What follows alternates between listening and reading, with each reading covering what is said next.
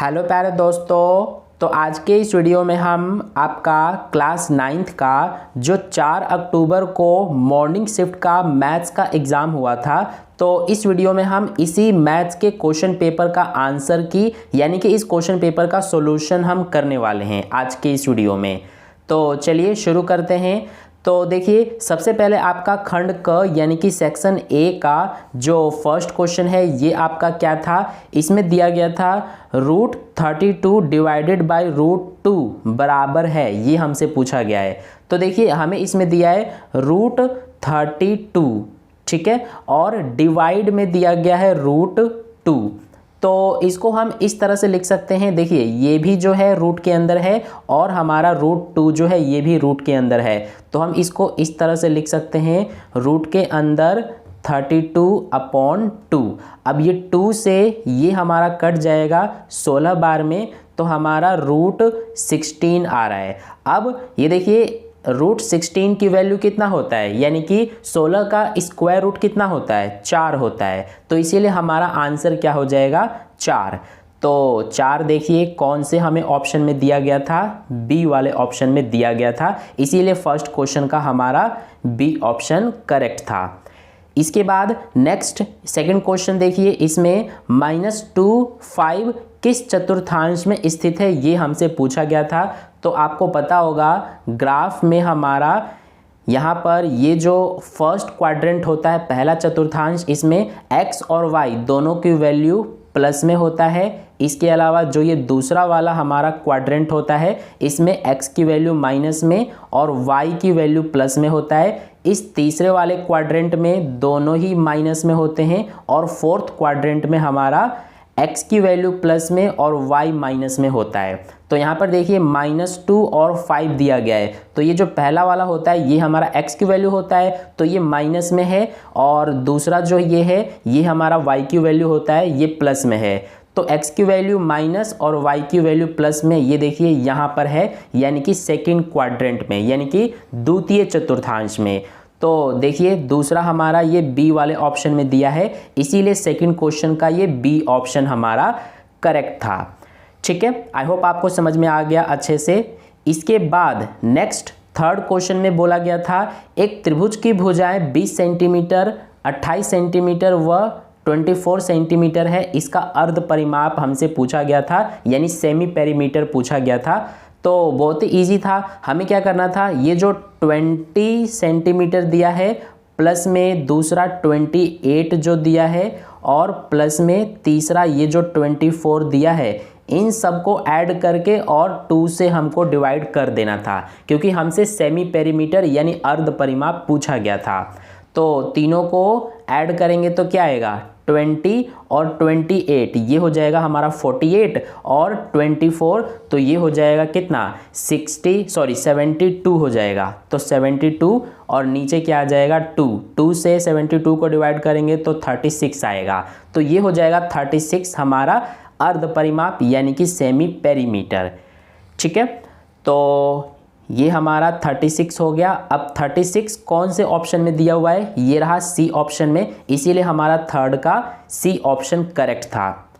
इसके बाद नेक्स्ट है क्वेश्चन नंबर 4, दो चर वाले एक रैखिक समीकरण के डैश हल होते हैं। तो आपको पता होना चाहिए कि जो हमारा दो चर वाला एक रैखिक समीकरण होता है, तो इसके अनगिनत हल होते हैं, यानी कि इनफाइनाइट सॉल्यूशंस होते हैं। तो इसीलिए फोर्थ का ये डी वाला ऑप्शन हमारा करेक्ट हो जाएगा।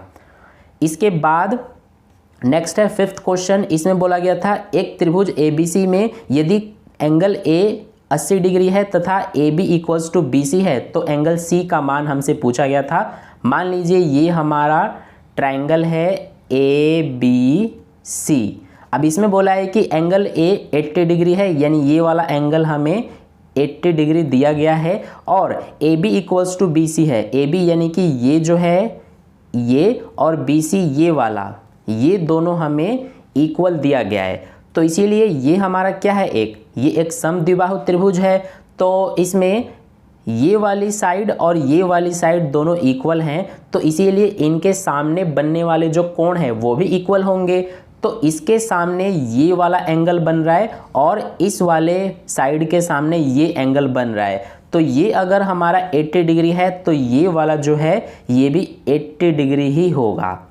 ठीक है, तो इसीलिए हमसे क्या पूछा गया था, हमसे एंगल सी का मान पूछा गया था, तो ये हमारा 80 डिग्री हो जाएगा, यानी कि ये रहा बी वाले ऑप्शन में 80 डिग्री। तो इसीलिए इस क्वेश्चन का हमारा बी ऑप्शन करेक्ट हो जाएगा।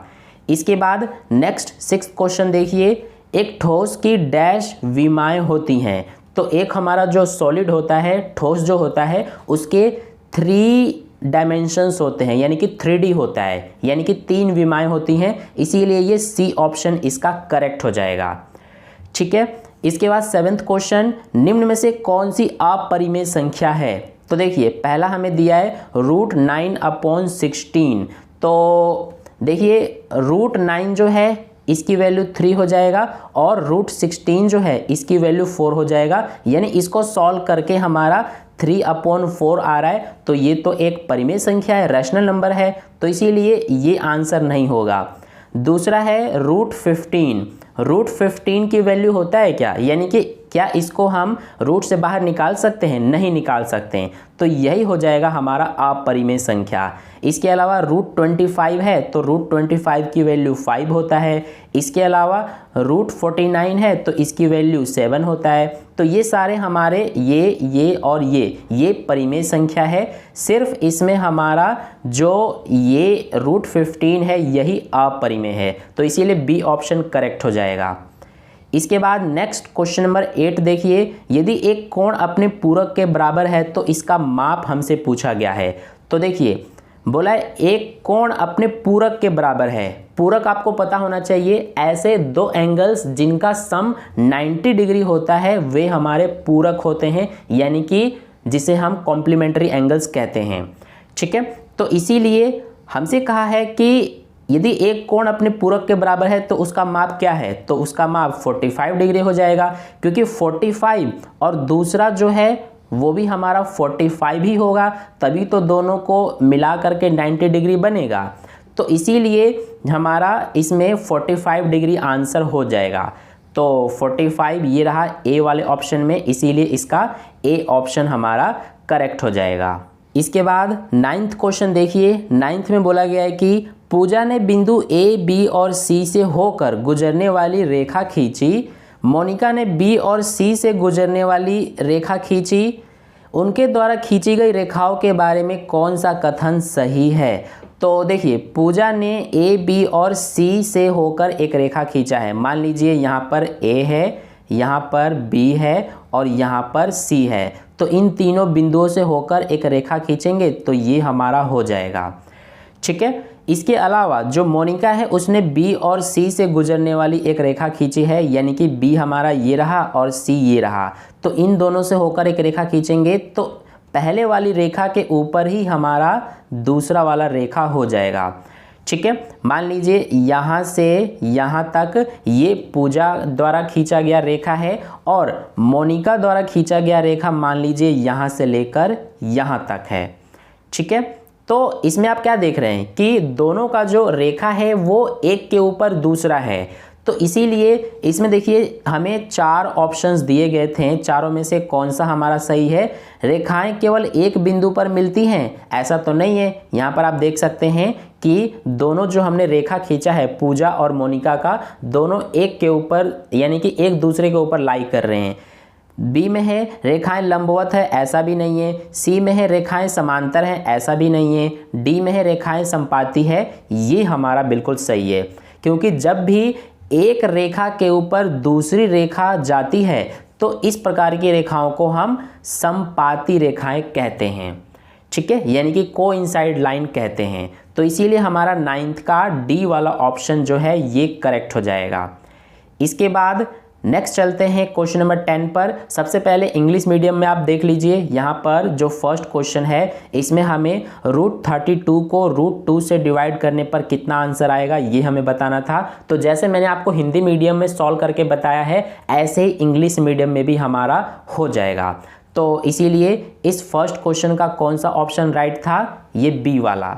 इसके बाद जो सेकंड क्वेश्चन है इसका हमारा ये जो बिंदु है ये हमारा कहाँ पर लाई करेगा, तो तो ये हमारा सेकेंड क्वाड्रेंट में लाई करेगा।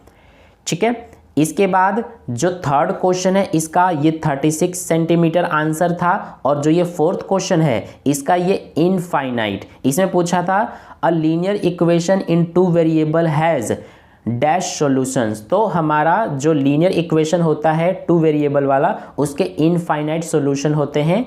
इसके बाद जो फिफ्थ क्वेश्चन है हमारा, फिफ्थ का हमारा ये 80 डिग्री आंसर था, यानी कि बी ऑप्शन करेक्ट था। इसके बाद सिक्स्थ क्वेश्चन का ये 3 डायमेंशन वाला, यानी कि सी ऑप्शन करेक्ट था।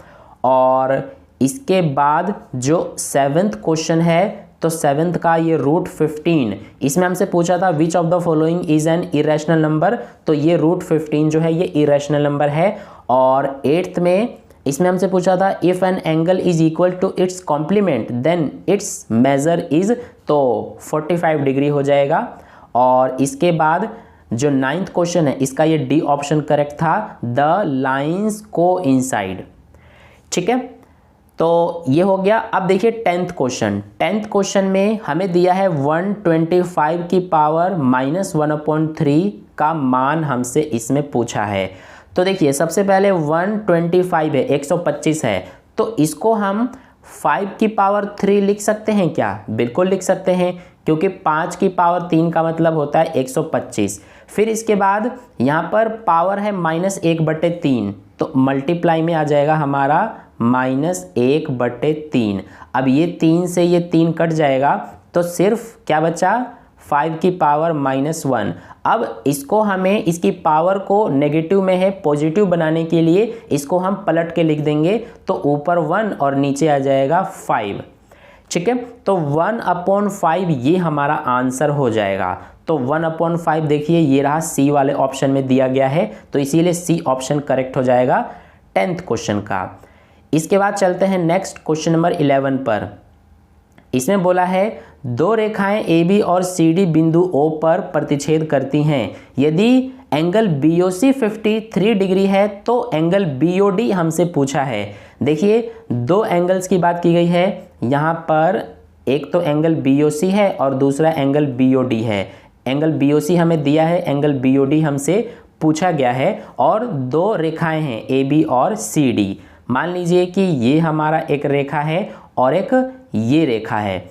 ठीक है, इसका नाम दे देते हैं AB और इसका नाम दे देते हैं CD।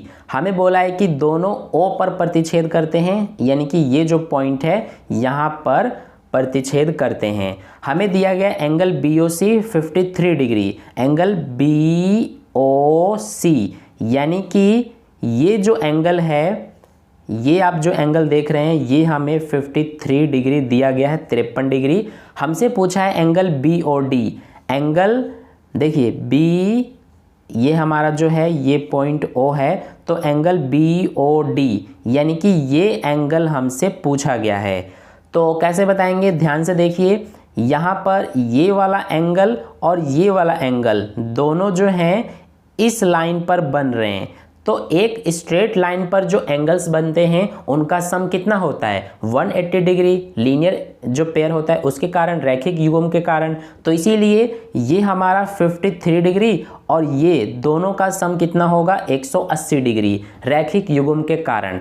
तो इसीलिए अगर हम 180 में से माइनस कर देंगे ये वाला एंगल यानी कि 53 डिग्री, तो हमारा ये वाला एंगल पता चल जाएगा। तो माइनस कर देते हैं, ये आ जाएगा 7 और ये 2 और 1, यानी कि 127 डिग्री, 127 डिग्री ये आंसर हो जाएगा। तो 127 हमें कौन से ऑप्शन में दिया है देख लेते हैं। देखिए 127 बी वाले ऑप्शन में दिया है, इसीलिए बी ऑप्शन करेक्ट हो जाएगा। इसके बाद नेक्स्ट है क्वेश्चन नंबर 12। एक समबाहु त्रिभुज का क्षेत्रफल 16√3 वर्ग सेंटीमीटर है। इस त्रिभुज की भुजा हमसे पूछी गई है। तो समबाहु त्रिभुज जो होता है उसका क्षेत्रफल का क्या फॉर्मूला होता है? ये होता है हमारा √3/4 भुजा, यानी कि भुजा को a मानते हैं तो a का स्क्वायर यानी भुजा का स्क्वायर। इसके इक्वल में लिख देंगे जो हमें क्षेत्रफल दिया है, हमें दिया है 16√3 सेंटीमीटर स्क्वायर। अब यहाँ से क्या करेंगे, ए स्क्वायर को एज इट इज़ उतारेंगे, 16√3 को उतारा हमने, इस 4 को इधर लेके जाएंगे तो मल्टीप्लाई में आ जाएगा, और ये √3 को इधर लेके जाएंगे तो ये हमारा डिवाइड में आ जाएगा। अब ये √3 से √3 कट जाएगा तो 16 और 4 गुणा कर देंगे तो 64 हो जाएगा। स्क्वायर रूट को, सॉरी ये हमारा स्क्वायर है यहाँ पर, इसको हटाएंगे तो इसको जब हम बराबर के दूसरी साइड ले जाएंगे तो स्क्वायर रूट बन जाएगा, इधर a बचेगा। अब 64 का स्क्वायर रूट क्या होता है, तो ये हमारा 8 होता है, यानी कि 64 का वर्गमूल 8 होता है, तो a की वैल्यू 8 आ गया। इसका मतलब है कि जो समबाहु त्रिभुज है उसकी भुजा 8 सेंटीमीटर की होगी। तो 8 सेंटीमीटर अब हम देखेंगे कौन से ऑप्शन में दिया गया है। 8 सेंटीमीटर हमें ये सी ऑप्शन में दिया है, तो इसीलिए हमारा सी ऑप्शन करेक्ट हो जाएगा। इसके बाद नेक्स्ट है क्वेश्चन नंबर 13। इसमें बोला है कि यदि ए बी बराबर क्यू आर, बी सी बराबर पी आर तथा कोण बी बराबर कोण आर है तो इन चारों में से हमारा कौन सा राइट है वो बताना है। देखिए मान लीजिए ये हमारा एक त्रिभुज है जिसका नाम है, इसमें हमें ए बी और क्यू आर ये हमें बराबर दिया है। एक और त्रिभुज हमें बनाना पड़ेगा, मान लीजिए ये दूसरा त्रिभुज है, तो ए बी और क्यू आर हमें बराबर दिया है। तो मान लीजिए कि ये हमारा ए बी और ये सी, ये त्रिभुज ए बी सी है, और इसमें ये मान लीजिए पी क्यू और ये आर है, ठीक है। तो अब ए बी और क्यू आर बराबर दिया है, यानी कि ये वाली जो साइड है और क्यू आर यानी कि ये वाली साइड, ये इक्वल दिया है। बी सी और पी आर बराबर दिया है, बी सी यानी कि ये वाली साइड और पी आर यानी कि ये वाली साइड हमें इक्वल दिया है, और कोण बी बराबर कोण आर दिया है, कोण बी ये वाला और कोण आर ये वाला। तो अब हमें इन चारों में से राइट वाला ऑप्शन चूज करना है। देखिए यहाँ पर ये वाला ऑप्शन और ये वाला ऑप्शन यानी कि बी और डी ऑप्शन सही से नहीं दिख रहा है, इसीलिए इसको एक बार मैं मिटा देता हूँ, ठीक है। देखिए इसको मैं यहाँ पर एक बार बना देता हूँ ताकि आपको क्लियर नज़र आ जाए। ये एक हमारा है ए बी और सी, और दूसरा मान लीजिए ये हमारा ट्रायंगल है जिसका नाम है पी क्यू आर।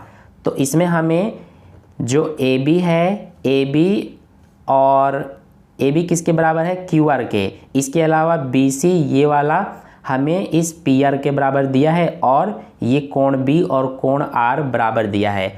तो अब इनको हम किस तरह से लिखेंगे, दोनों हमारे जो त्रिभुज हैं ये कॉन्ग्रुएंट हैं यानी कि सर्वांगसम हैं। तो इनको लिखने का तरीका क्या है, देखिए पहले ये वाला सबसे पहला जो ऑप्शन है इसमें दिया है त्रिभुज ए बी सी सर्वांगसम त्रिभुज पी क्यू आर है।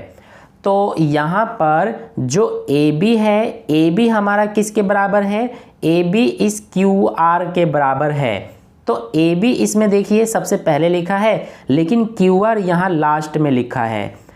देखिए ध्यान से देखना, ए बी इसमें जो है सबसे पहले लिखा है, इस वाले त्रिभुज ए बी सी में ए बी पहले है, लेकिन पी क्यू आर में जो क्यू आर है ये लास्ट में लिखा हुआ है। तो इसीलिए ये ऑप्शन हमारा सही नहीं है, ठीक है, क्योंकि हमारा ए बी और क्यू आर बराबर है। तो इसमें अगर ए बी पहले लिखा हुआ है तो इसमें हमारा क्यू आर भी पहले ही लिखा जाना चाहिए था।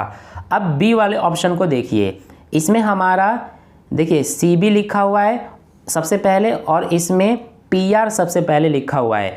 सी बी या फिर बी सी एक ही बात है, सी बी लिखेंगे या फिर बी सी लिखेंगे, दोनों एक ही बात है, ठीक है, बस पहले लिखा हुआ होना चाहिए। तो यहाँ पर बी सी यानी कि सी बी पहले लिखा है और इसमें पी आर। तो बी सी और पी आर हमें बराबर दिया है, यहाँ पर देखिए बी सी और पी आर हमें क्वेश्चन में बराबर दिया गया है। तो ये बी सी और ये पी आर ये तो बिल्कुल सही लिखा है, दोनों ही त्रिभुज में सबसे पहले बी सी और पी आर सबसे पहले लिखा हुआ है। इसके अलावा जो ए बी और क्यू आर है वो देखिए यहाँ पर ए बी की जगह बी ए लिखा है, तो इससे कोई फर्क नहीं पड़ता, बस ए बी या बी ए लिखा होना चाहिए। तो यहाँ पर लास्ट में लिखा है ए बी, और इसमें देखिए जो क्यू आर है ये भी लास्ट में लिखा हुआ है, तो इसीलिए ये भी बिल्कुल सही लिखा है। जो ए बी लास्ट में है तो क्यू आर जो है ये भी लास्ट में ही है, ठीक है। इसके अलावा जो एंगल बी है वो हमारा एंगल आर के बराबर है, तो एंगल बी देखिए इसमें बीच में है और इसमें भी एंगल आर जो है वो बीच में ही है, तो इसीलिए ये बिल्कुल हमारा सही तरीके से लिखा हुआ है, ठीक है। इसीलिए बी ऑप्शन हमारा करेक्ट हो जाएगा। आई होप आपको अच्छे से समझ में आ गया। आपको ये पता होगा अच्छे से कि अगर दो ट्रायंगल कॉन्ग्रुएंट होते हैं तो उनको लिखने का एक प्रॉपर मेथड होता है, एक प्रॉपर तरीके से लिखा जाता है, ठीक है। तो इसमें हमारा ये जो है ये बिल्कुल प्रॉपर तरीके से लिखा हुआ है, इसीलिए बी ऑप्शन करेक्ट है। नेक्स्ट चलते हैं क्वेश्चन नंबर 14 पर। क्वेश्चन नंबर 14 में देखिए बोला है यदि 2,0 रैखिक समीकरण ये दिया गया है का हल है तो के का मान इसमें हमसे पूछा है। अब देखिए ये जो हमें दिया गया है 2,0 तो इसमें 2 जो है वो हमारा x की वैल्यू हो जाएगा, क्योंकि पहला वाला x की वैल्यू होता है और दूसरा वाला y की वैल्यू होता है। तो इसमें हम x और y की वैल्यू रख देंगे। सबसे पहले 2 है फिर x है, तो x की जगह पर हमें 2 लेना है, प्लस में 3 है और फिर y है, y की जगह 0 लेना है, इक्वल में k है। अब इन दोनों का मल्टीप्लाई करेंगे, 2 दूना 4 हो जाएगा और 3 और 0 का मल्टीप्लाई करेंगे तो 0 बन जाएगा, तो इसको लिखने की ज़रूरत नहीं है। तो k की वैल्यू हमारा 4 आ गया, ठीक है। तो k की वैल्यू 4, देखिए 4 हमें कौन से ऑप्शन में दिया है, ये रहा डी वाले ऑप्शन में, तो हमारा इसका डी ऑप्शन करेक्ट हो जाएगा। इसके बाद नेक्स्ट है क्वेश्चन नंबर 15, बोला है निम्नलिखित में से कौन सा x के बराबर है। तो इन चारों को हमें सॉल्व करना है, चारों में से जिसको सॉल्व करने पर x आ जाएगा वही हमारा आंसर हो जाएगा। तो देखिए इसमें ये जो c वाले में हमें दिया गया है ये, इसको सॉल्व करेंगे तो हमारा x आएगा, बाकी इसको इसको और इसको इनको सॉल्व करने पर x नहीं आएगा। देखिए इसे मैं आपको सॉल्व करके बताता हूँ। सबसे पहले क्या है, यहाँ पर x की क्यूब जो है वो रूट के अंदर है, तो जब हमारा जो रूट हटता है, रूट का मतलब क्या होता है, पावर 1/2 यानी कि हाफ पावर माना जाता है रूट का। तो इसीलिए सबसे पहले ये जो x क्यूब है इसको हम लिखेंगे, फिर इसके बाद ये देखिए पावर में 4/3 है। सबसे पहले जो x क्यूब है इसको हमने लिखा, फिर इसके बाद पावर में ये 4/3 है तो इसको हम लिखेंगे, फिर इसके बाद ये जो रूट है इसके बदले में हम पावर लगाएंगे 1/2 यानी कि हाफ, जैसा कि मैंने आपको शुरू में ही बताया था कि रूट का मतलब पावर 1/2 होता है। फिर ये जो बड़ा वाला रूट है इसके बदले में भी हम यहाँ पर 1/2 लगाएंगे। अब देखिए ये 2 दूना 4, 4 से ये 4 कट गया और ये 3 से 3 कट गया, तो क्या बचा, सिर्फ x बचा। तो हमारा देखिए x आ रहा है, तो इसीलिए हमारा जो सी ऑप्शन में दिया गया है ये वाला, यही आंसर करेक्ट हो जाएगा। इसके बाद नेक्स्ट है 16, इसमें बोला है वह बिंदु किस चतुर्थांश में होगा जिसका भुज 2 और कोटि -3 है। भुज जो होता है ये हमारा x की वैल्यू होता है और कोटि जो है ये हमारा y की वैल्यू होता है। तो देखिए x की वैल्यू हमें 2 दिया गया है यानी कि ये हमें पॉजिटिव दिया गया है, और y की वैल्यू जो है ये हमें -3 दिया गया है यानी कि नेगेटिव दिया गया है। तो ऐसा कौन से जो क्वाड्रेंट होता है उसमें होता है, यानी कि x की वैल्यू प्लस में y की वैल्यू माइनस में कौन से क्वाड्रेंट में होता है, मैंने आपको शुरू में ही समझाया था। तो ये हमारा 4th क्वाड्रेंट में होता है यानी कि चतुर्थांश में, यानी कि चौथा हमारा हो जाएगा आंसर। तो इसीलिए डी ऑप्शन करेक्ट हो जाएगा इसका। इसके बाद नेक्स्ट देखिए क्वेश्चन नंबर 17, एक संख्या अपरिमेय होती है यदि उसका दशमलव निरूपण है। तो देखिए अगर दशमलव निरूपण अशांत अनावर्ती हो यानी कि नॉन टर्मिनेटिंग नॉन रिकरिंग होता है तो वो हमारा इरेशनल नंबर होता है यानी कि अपरिमेय संख्या। अगर अशांत या फिर शांत दशमलव प्रसार होता है तो फिर परिमेय संख्या होता है, लेकिन अशांत अनावर्ती जब होता है तो अपरिमेय होता है। अशांत अनावर्ती किस तरह से होता है, जैसे 1.40 400 4000 एंड सो ऑन, इसी तरह से, ठीक है। तो ये होता है अशांत अनावर्ती, आपको अच्छे से पता होगा। तो इसीलिए ये हमारा सी ऑप्शन करेक्ट हो जाएगा इसका, यानी कि अशांत अनावर्ती। इसके बाद नेक्स्ट चलते हैं क्वेश्चन नंबर, यहाँ पर देखिए सबसे पहले इंग्लिश मीडियम में, तो ये जो 10th नंबर का क्वेश्चन है इसका कौन सा ऑप्शन राइट था, ये 1/5 यानी कि सी ऑप्शन राइट था। इसके बाद 11th का 127 डिग्री और 12th नंबर के क्वेश्चन का हमारा ये 8 सेंटीमीटर। इसके बाद 13 जो है इसका ये बी वाला करेक्ट था और 14th क्वेश्चन का हमारा इसका 4, के की वैल्यू 4 आया था, ठीक है। और इसके बाद जो 15th क्वेश्चन है इसका सी और 16th क्वेश्चन का ये 4th और इसके बाद 17th का ये सी वाला। अब चलते हैं 18th क्वेश्चन पर। तो इसमें बोला है कि दो प्रतिच्छेदी रेखाओं द्वारा बनाए गए त्रिभुजों को आकृति में दिखाया गया है। त्रिभुज PQR सर्वांगसम त्रिभुज MQN को सिद्ध करने के लिए क्या अतिरिक्त जानकारी की आवश्यकता है। तो ये बिल्कुल डिट्टो क्वेश्चन मैंने आपको सैंपल पेपर में कराया था, वही क्वेश्चन यहाँ पर आ गया है। तो देखिए यहाँ पर एक ये वाला त्रिभुज है और एक ये वाला त्रिभुज है, तो दोनों में हमें ये वाली साइड और ये वाली साइड इक्वल ऑलरेडी दे रखा है, तो इसीलिए एक तो ये हमारा हो जाएगा दोनों में। इसके अलावा ये और ये दोनों में जो कोण है वो बराबर हो जाएगा और तीसरा ये वाला साइड और ये वाला साइड दोनों हमारा बराबर होना चाहिए। तो इसीलिए ये देखिए PQ और ये QM ये हमारा बराबर होना चाहिए। तो PQ और QM ये रहा बी ऑप्शन में, तो इसका बी ऑप्शन करेक्ट था। ये थोड़ा मैंने आपको जल्दी इसलिए समझाया है क्योंकि ये बिल्कुल सेम क्वेश्चन जो है मैंने आपको सैंपल पेपर में बिल्कुल डिटेल में समझा दिया था, ठीक है। इसके बाद देखिए क्वेश्चन नंबर जो 19 और क्वेश्चन नंबर 20 है वो हमारा असर्शन और रीजन वाला क्वेश्चन है। तो चलिए सबसे पहले 19 को करते हैं। इसमें असर्शन में दिया है दी गई आकृति में कोण AOD 70 डिग्री तथा कोण BOC 110 डिग्री है। तो यहाँ पर देखिए AOC यानी कि AOC नहीं है AOD, ये वाला जो एंगल है ये 70 डिग्री दिया है और एंगल BOC यानी कि ये वाला 110 डिग्री दिया है। और आगे बोला गया है कि शीर्षाभिमुख कोण बराबर होते हैं। इसको तो हमें देखने की ज़रूरत ही नहीं है क्योंकि यहाँ पर जो असर्शन है यही हमारा इनकरेक्ट है, क्योंकि यहाँ पर ये वाला एंगल और ये वाला एंगल दोनों शीर्षाभिमुख कोण बना रहे हैं। तो शीर्षाभिमुख कोण जो होते हैं वो हमारे इक्वल होते हैं, लेकिन यहाँ पर ये 70 है ये 110 है, ये दोनों इक्वल तो नहीं है। तो इसीलिए ये जो असर्शन है यही हमारा गलत है, ठीक है। हालांकि कारण ठीक है, शीर्षाभिमुख कोण बराबर होते हैं, लेकिन इसमें ये बराबर तो दिया ही नहीं है, इसीलिए असर्शन हमारा गलत है। तो जब असर्शन ही गलत होता है तो हमें कारण देखने की ज़रूरत ही नहीं पड़ती, सीधा हम जो डी ऑप्शन होता है उस पर टिक कर देते हैं। यानी कि 19th का हमारा डी ऑप्शन करेक्ट था। देखिए डी में बोला है अभिकथन A असत्य है लेकिन कारण सत्य है, तो इसीलिए 19th का डी ऑप्शन करेक्ट हो जाएगा।